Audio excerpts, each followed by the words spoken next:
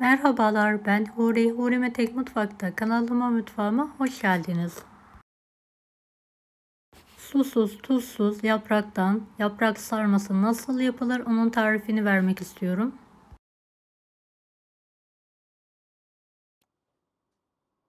Tarifimize hemen başlayalım. Kavanozlarımın vakumlarını açarak kapaklarını açıyorum.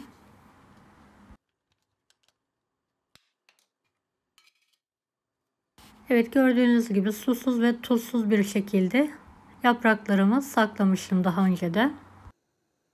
Kaynayan sıcak suya yapraklarımı atarak haşlıyorum.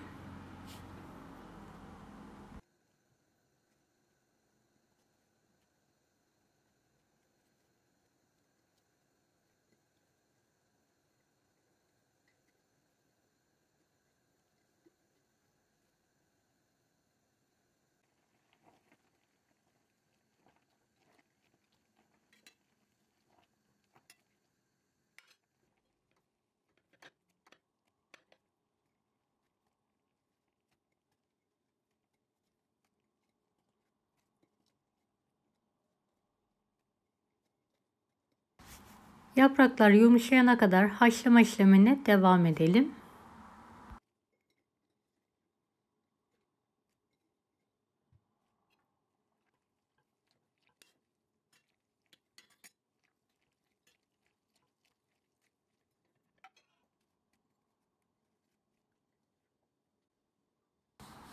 Videomu izlerken buraya kadar geldiyseniz yorum kısmına herhangi bir emoji bırakırsanız bana destek olmak için sevinirim.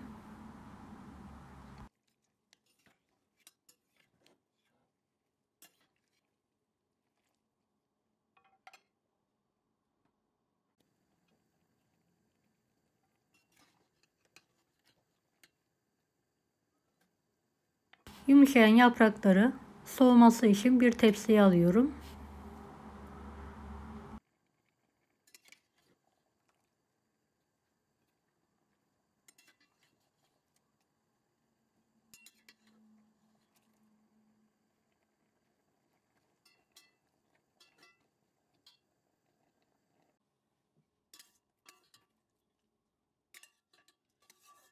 İç harcı için bolca zeytinyağının üzerine 3 adet yemeklik doğranmış kuru soğanı alarak kavurmaya bırakıyorum.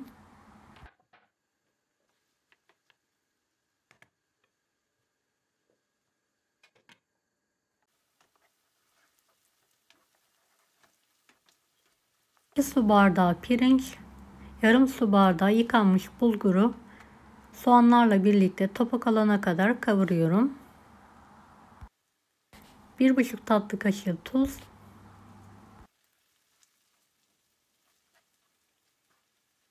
karıştırarak kavurma işlemine devam ediyorum.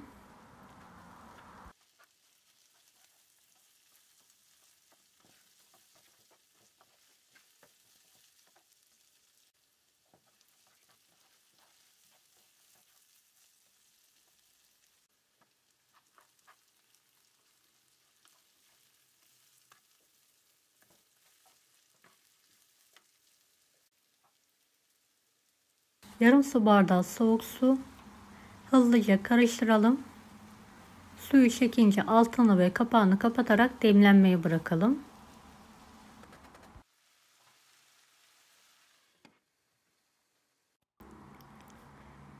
Bir demet doğranmış maydanoz,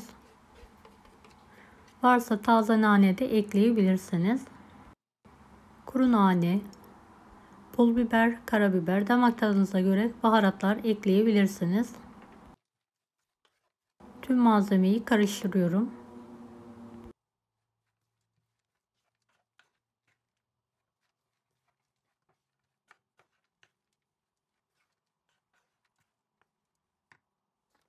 Hızlı sarabilmek için kalın bir poşetin üzerine yaprağımı alıyorum. İç harcını koyarak videodaki gibi sarıyorum.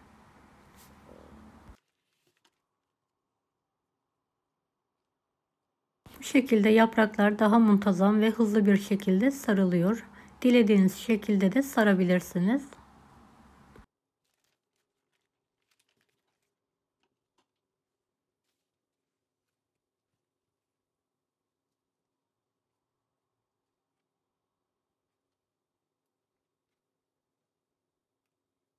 Evet, iç harcım ve yapraklar bitene kadar sarma işlemine devam ediyorum.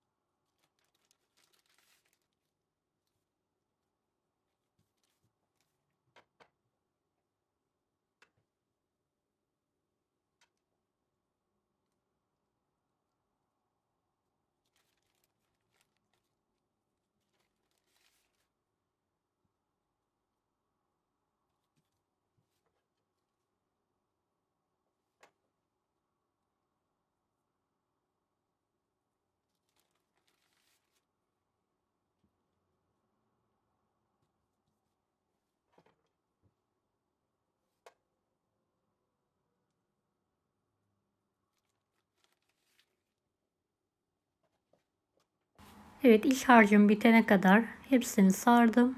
Gördüğünüz gibi hazırlar.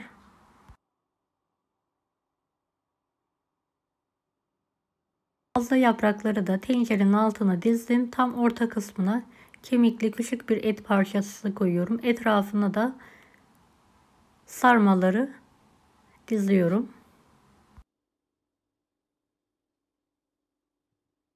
Bu şekilde pişirilen yaprak sarmalarında asla patlama olmuyor.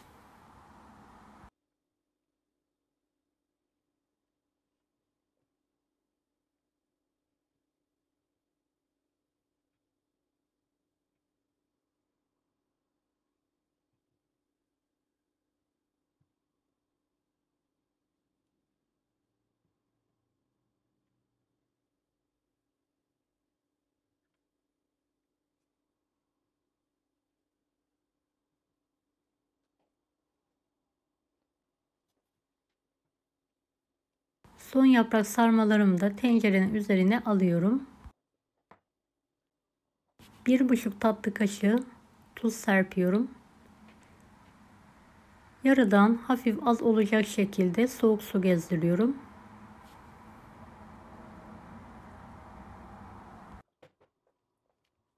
Yaprakla üzerini kapatıyorum.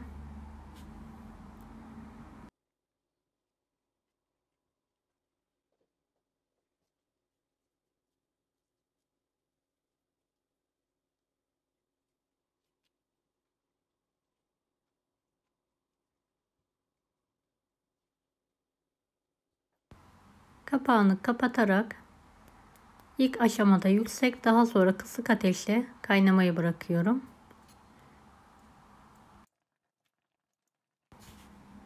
Sarmalarımız yumuşayınca yaprakları orta kısmına alıyorum.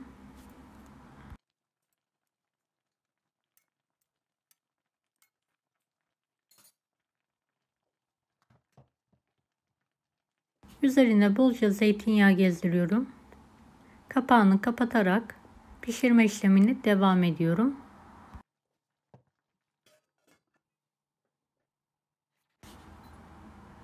Evet, yaprak sarmam artık hazır. Fazlalık yapraklarını alıyorum. Bir tepsiye ters çevirerek ikramı hazırlıyorum.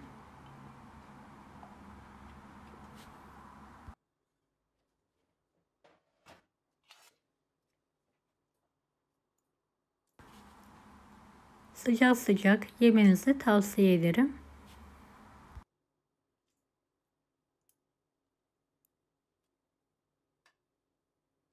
Deneyecek olanlara şimdiden kolaylıklar dilerim. Kanalıma ücretsiz abone olmayı unutmayın. Bir dahaki videolarda görüşmek üzere. Allah'a emanet olun. Hoşça kalın. Daha farklı tarifler için bunları da izlemeyi unutmayınız.